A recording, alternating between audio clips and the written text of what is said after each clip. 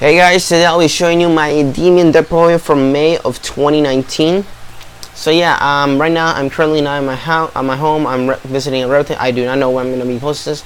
Maybe on Thursday, Friday, Saturday, Sunday, whichever it could be.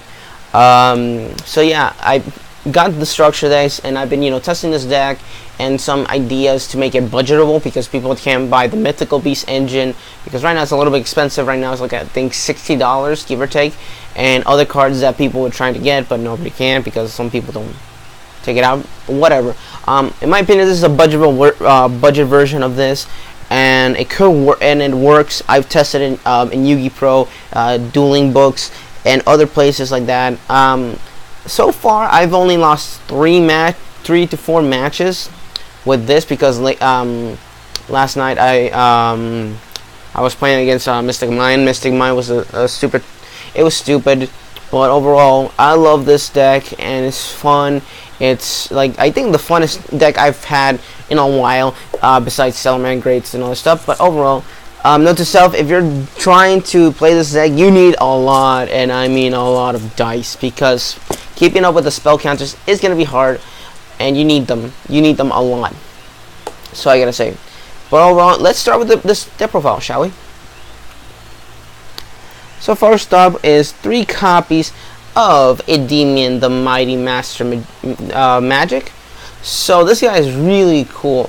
So he's a skill 8. He's level 7, and his pendulum effect is you can remove 6 spell counters on the field, special summon this card, and that amount of spell counters that you take off, you can destroy on the field. So basically, it's counting also cards on your side of the field and also your opponent's side. So basically, 3 of mine and 3 of your opponent's. So it doesn't matter that your opponent has at least 1 card on the field that you have to destroy. The minimum you have to destroy at least 1 card on the field. That's it. It doesn't make you required to destroy all of them on the field. If he has more, then yeah, hey, you can destroy up to 3. But that's what the system in Yu-Gi-Oh! Pro and whatever makes me do. But overall, that's how it is. And for each one that you destroy, he gains a spell counter. So basically 3. Now for the effect, the monster effect is once per turn, quick effect. When a spell, tracker, or an effect activation, remember, note to self, people have been getting people that buy the structure that's never used Yu-Gi-Oh! Pro or whatever. I've seen it. They think that effect of activation is a monster effect, but no. For those who don't know, it's saying for spell and trap cards activation. That's what it's saying. So basically, if I activate terraforming, you can negate that. That's an activation of it. Well, continue on. When that happens, you can return a card with a spell counter on your field. Return it, negate, and destroy the card. If you do, add a spell counter. When you do, add a spell counter on him. When he has a spell counter on him, he cannot be targeted by your opponent's card effects. It cannot be destroyed by your opponent's card effects. Basically, cannot be targeted, nor cannot be destroyed by your opponent's card effect. The only way to destroy this monster is by battle, kaiju, banish that doesn't target, which is crazy. What happens, and there's another effect when it's destroyed by battle. When it's destroyed by battle, you can add a normal spell card from your deck to your hand, which is crazy, meaning that it will search you a normal spell card, meaning that if he's dead, you can find your search card of any kind of spells that you want to use in this deck, and you gain access for free, which is really great. I love this guy, and I played 3 of him because I just want to see him in my hand to get that power. So yeah, 3 copies of him. Next up are 3 copies of Servant of the Endymion, another important card in the deck. Hands down, she's a scale 2, a level 3, and her effect is her pendulum effect is each time when a spell is activated, you can add a spell counter on her. You can remove 3 spell counters on her, special summon her, and a monster with 1,000 of attack or more that you can add a spell counter on it. Well, basically saying you can special summon him for free just with 3 spell counters. And when you do, add 1 for each. So basically, when you summon both of them, they gain 1 spell counter, and he's already indestructible. That's it. And now her monster effect is that she can only be special summon once per turn. when she has a spell counter on it, she can attack directly. And when quick effect, you can discard one card. You can give any card that can have a spell counter on it, put one on them. So basically, you're giving everybody a free spell counters for just discarding one card, which is basically, if you summon this and you didn't do the spell count, doesn't have a spell counter, you can activate her effect, discard, and give him a spell counter for free. And you have more spell counters of negations and other stuff. Now, the other effect is that when she's destroyed in general, you can place her back into the pendulum zone. That's pretty much it. Really good card. I gotta say, it's a really good card. And note to self, I'm gonna say this once: if you have the Endymion, Citadel, and other things that give you spell counters that make you, instead of using them, she must have 3 spell counters, or the field spell of the Endymions have 3 spell counters to activate her effect. You cannot mix 1 spell counter from her and 2 spell counters from the field spell. You cannot do that because it doesn't say on the field. If it says on the field, you can use any spell counters, just like Master of Magics. No, you have to have at least 3 spell counters on the servant or the field spell, whichever, both of them, to take off the spell counters. You cannot mix spell counters with other cards, which is a little bit a note to say. But yeah, and now we're playing here 3 copies of Magister of the Endymion. Really another great card on this deck, I gotta say.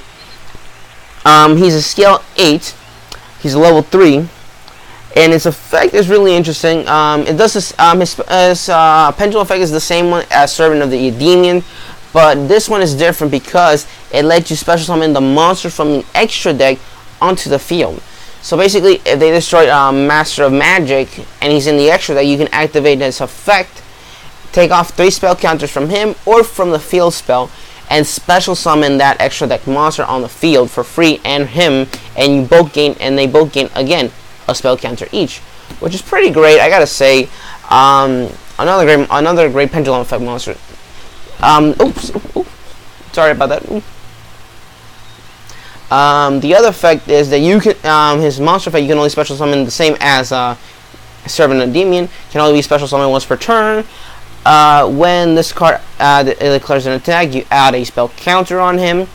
Then on your opponent's turn, quick effect, you can take off 3 spell counters from him or from the Citadel and special summon a monster from your deck that can have a spell counter on it to the field, which is pretty great, and it gains a spell counter, which is nice. And if this card is destroyed by battle, you can place him back into the pendulum zone, just like Servant, but if it's destroyed by battle. But yeah, 3 copies of him. Next up is 3 copies of Magical Abductor. I hope I'm pronouncing that name, Abductor. Yeah, pretty much. So she's a level 3, a level 4, and a scale 3. Her pendulum effect is each time when a spell card is activated, you add a spell counter. You can remove 3 spell counters from her, add a pendulum monster from your deck to your hand, which is great, meaning that I can find any of my Endymion monsters for free. The other effect is the same, but this one says you can add a level 1 spellcaster monster. That's not what we're trying to do. We're trying to find the Endymion ones, which is pretty good. I gotta say, 3 copies of her is really great. She just helps a lot with a deck. Next up, we're playing the one reflection of Endymion. This is the 1 copy of the pendulum monsters we're playing. It's good, and I see this only just played at 1. I've seen people who are budgeted play 2, but this one at 1 is great. She's a level 7. She's a scale 2. Does the same thing as Servant of Endymion and Magister of Endymion, but it has it in a different way. Instead of the extra deck or from the deck, this one special summons from your hand.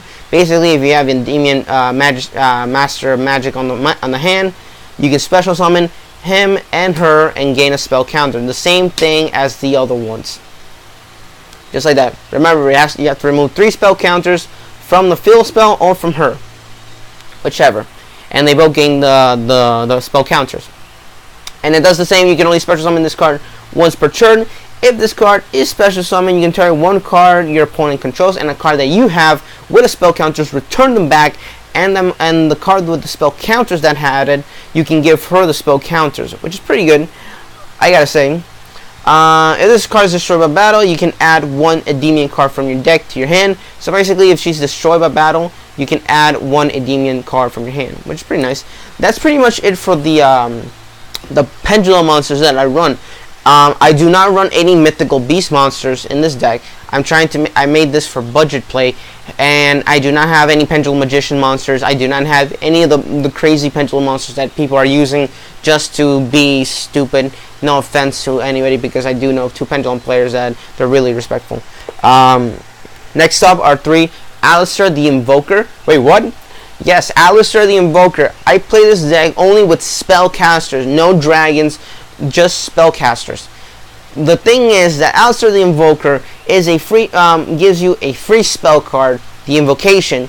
The thing is that you're basically only just summoning 1 or twice, depending on what are your situations.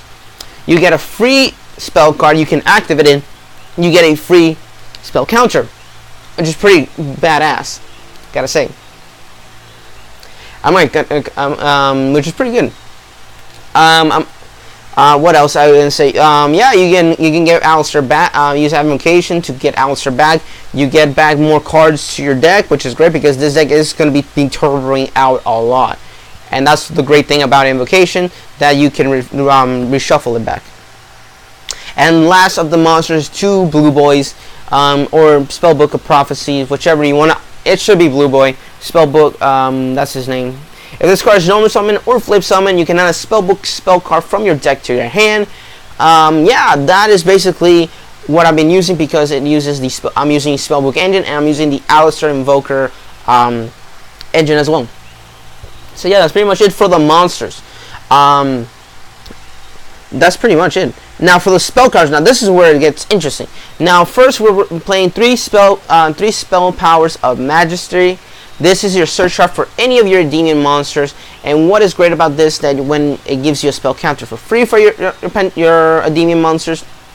And the great thing is that for every, and the other thing is, for every spell power Majesty or spell grasp, you can gain those amount of spell counters and give it to a card. So basically, if I have 2 of these in the graveyard or in the field, obviously this will be in the field and the graveyard, meaning that you can give 2 spell, you get your normal spell counter, and then the effect activates, you give another spell counter to a card of your choosing. Basically, you have right there 3 spell counters minimum right there, or more, depending on how you play your deck. And if they have already more spell counters that you activated, you already have 3 spell counters on the field, or more with the Citadel, depending on how you play it. Which I love this. I was gonna play the grass, but the grass doesn't cut it sometimes. But yeah, 3 of these is really good. Next up is triple Pot of Desires. This deck runs because of Pot of Desires. Pot of Desires, just do it. It doesn't matter if you actually you don't lose any combo pieces, because I actually banished one of the games, the Master. Like, yeah, I banished all 3 Masters, and I still won the game because I had the extra deck with me, and it's crazy. And it doesn't matter if I get Ash. Actually, it doesn't matter if I get Ash. I just need that spell counter, or overall, it's a great bait. It doesn't matter, even if it's a gamble with that card. So yeah. 2 Citadels. I wish I could have the second secret because I only have 1. So Magical Citadel, this is basically your additional spell counter on the field. You activate it every time when a spell card is activated. You add a spell counter, and it reads, if you have to pay a card with spell counters, you can use the spell counters of this card instead. If this card is destroyed by a card effect, or destroyed by a card effect, you can take off a spell counter instead, which is pretty good. I like it. The other field spell that I'm playing is 2 Magical Meltdowns. It's a little combo that I've been playing that is basically, if I have a Servant or any of my pendulum monsters on the any of my Endymion monsters on the pendulum zone, I activate Meltdown so I at least can get the spell counter. It doesn't matter if they ash me. This deck does not even care if you ash me or droll me. which is great. I love it. And that's pretty much all the field spell that I'm playing. 4 field spells. Doesn't matter if I get Ash overall or Pot of Desires. 2 terraforming, so we can find our field spells and we get more spell counters, which I love. Now the Spellwork Engine, we're playing 2 spellbooks of secrets and 2 spellbooks of knowledge and 1 spellbook of power. 2 and 2, because this actually is a great ratio. Even if I did Pot of Desires so many times, I still have at least 1 copy of each, which is great. Activate Spellbooks of Secrets. If you don't have Blue Boy on the field and you draw this, find Blue Boy, do your normal summon, and add Knowledge, and then you have Knowledge. You can do that as well, and you already have 2 spell counters on the field for free, which is great. I love it. And then Spellbook of Power is another spell counter. This also gives a boost to any of your any of your spellcasters, any spellcaster in general that you want to have that 1000 for free. I used to run the other one, Spellbooks of Wisdom, but it didn't cut out. This actually matters to use. So yeah. The 2 invocations, because heck yeah, I can do it. The great thing is that I have the monsters. I have a light we have a light monster. We have a your opponent is running Ash. You have a fire monster for Purgatrio, for whatever. It doesn't matter if I don't get invocation. I still get free materials even if he uses hand traps, which is great. 2 Call by the Graves. No 3, just 2. Here's why. Here's my reason why I play 2 Call by the Graves, not 3. It actually bricks. Second of all, when I tested this deck, I always saw 1 Call by the Grave, at least 1 Call by the Grave in my turn, and they use an Ash, they use a Droll, they use an Ogre. I use Call by the Grave, and they're screwed. And they're saying, oh, you're gonna use Ash or something. I Call by the Grave, and I get a free spell counter, like that. And the last card is 1 World Legacy of Succession. This actually helps. I can't believe it actually helped me, because a lot of times I'm doing extra deck stuff, even though I'm not using a lot of extra deck stuff. I use it and then I go for link claims and whatever, and it's just great. I gotta say, it's great. Next off for the extra deck, first off we have 2 Daybreakers. This is basically the only link monster that I go to. The other stuff is just filler. Basically, if he's when he's linked on me, he gets a free spell counters. And then the other effects is once per turn you can activate one of these effects. Or what happens is, if a spell counter is special into one of his link zones, he gains the free spell counters. The other one is you can take off 2 spell count. You can remove 2 spell counters and target a card and destroy it on the field, which is pretty nice. The 1 Electromite, because that's that 1. The 1 Crowley, because he requires 2 spell casters, which is great, I gotta say. The 1 Trisvania, the 1 Deco Talker, the 1 Nightmare Unicorn, the 1 Warlord, the 1 the Nightmare, the other Nightmares. I actually got this backwards, my bad. So those are all the link monsters that I run. Then the fusions for Invocation: 2 Mechabus, the 1 Raijin, the 1 Purgatrio, and the 1 Elysium. Yeah, I don't go that much in this extra deck. The only thing I go is Daybreaker or maybe a Macabre. That's it. Mostly I go for this because the thing I love about this, they use Ghost Ogre or anything. I use this effect just to bait out any hand traps like Ghost Ogre or Effect Veiler. I bait this out and they just take it. They just take it and they just give me free materials for stuff. Macabre, because you know it's a free negate for anything. I do not run trap cards, but still, overall, it's a free negate. I never Electromite. I just gone sometimes, like just one time Electromite. Crowley, sometimes I go to him, but not that much, because you know if I do Pot of Desires and I don't have 3 spell books, I don't go to him. The other ones are just filler. Never gone to Morlo, never gone to Deco, never gone to Nightmare. Actually, no, one time, Nightmare. But yeah. So guys, that's pretty much it for the deck profile. I hope you enjoyed. This is, in my opinion, a great budgetable idea. If you don't have this, I'm assuming people can get this because right now there's a reprint that's $8. Come on, that's really dirt cheap. This, or this. It doesn't actually matter if you can get at least, like, this is just filler stuff for me.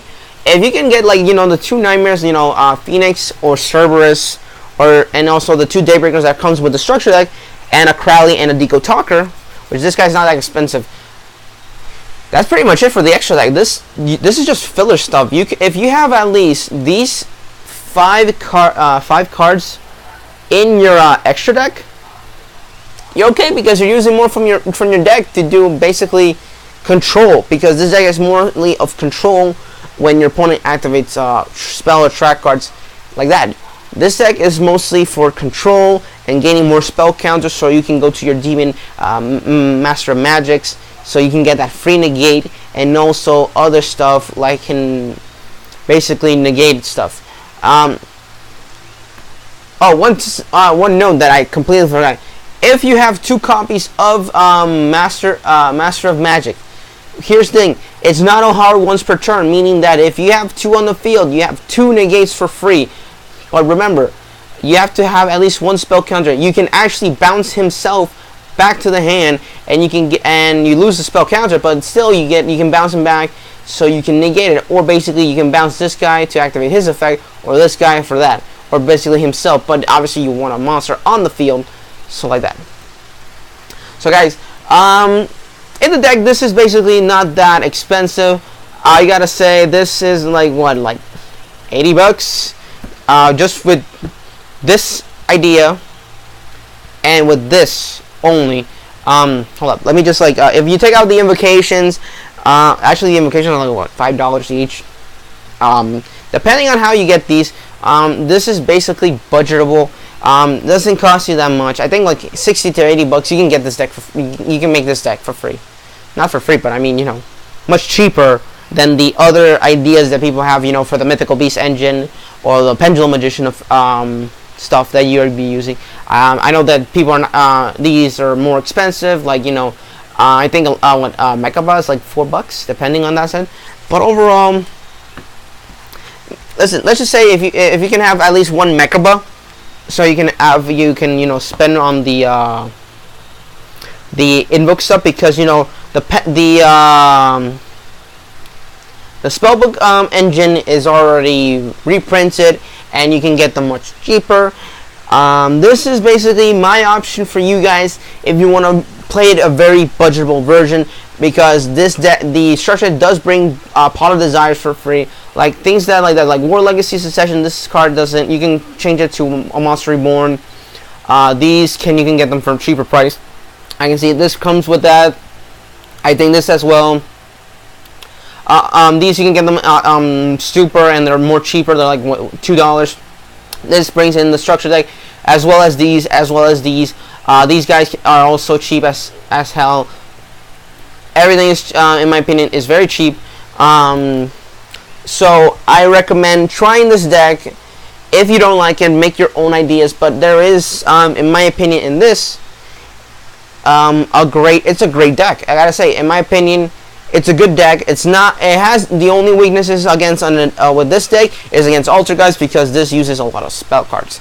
And if you don't have Endymion on the field to negate any of the Altar Guys or destroy the Altar Guys stuff, you're toast, pretty much.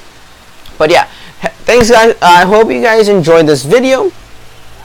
I'm sorry this it's a little bit weird, but I'm a little bit like that. But I hope you guys enjoy it.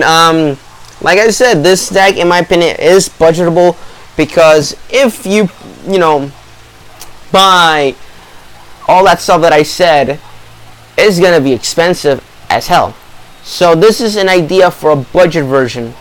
In my opinion, this is budgetable. Some cards I already have them because I pulled them or bought them in my time, but overall this is budget, very budgetable. in my opinion. If you want to try this, try the deck. Yeah. So guys, thanks for watching. I hope you enjoyed the video. I know it was a little bit of a flimsy video, but I'm working what I have right now, and I'm using like a coaster and a bunch of stuff just to hold in my camera. And I'm not in a good mood, and I'm in this mood. But yeah, thanks for watching. I hope you guys enjoyed, and I'll see you guys later. Bye.